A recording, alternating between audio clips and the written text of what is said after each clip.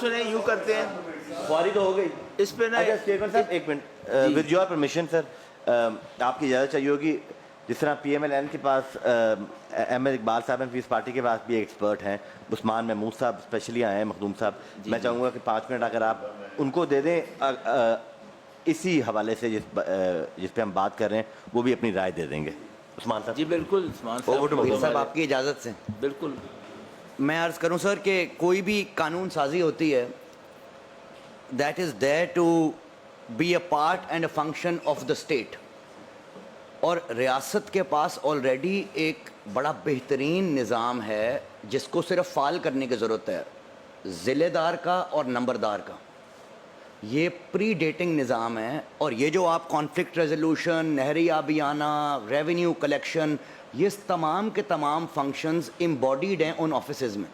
تو rather than creating another system جس میں اتنی ایمبیگوٹی ہو اور کلیئرٹی ہی نہ ہو, آپ کے پاس نمبردار بھی موجود ہیں. ہاں, اس کو بہتر کرنے کے لیے آپ نمبردار کی کوالیفیکیشن کرائٹیریا بہتر کر لیں. He should be a certain age, he should be a certain qualification, he should be a taxpayer, he should have a certain S O P بنا لیں نا. اس نمبردار کے اوپر ضلع دار ہوگا. ضلع دار جو ہے وہ بھی آلریڈی ایگزسٹ کر رہا ہے آپ کی ریاست کے ایک سٹرکچر میں.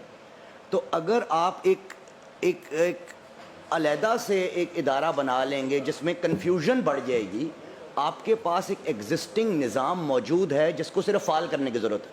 اس کو فعال کرنے کے لیے you should have a better criteria. اب نمبردار میری سفارش پہ نہ لگے, ڈی اے سی صاحب اس کو نمبردار لگا دیں کائنڈلی. نمبردار کا ایک کرائٹیریا بنا لیں, وہ تعلیم یافتہ ہو.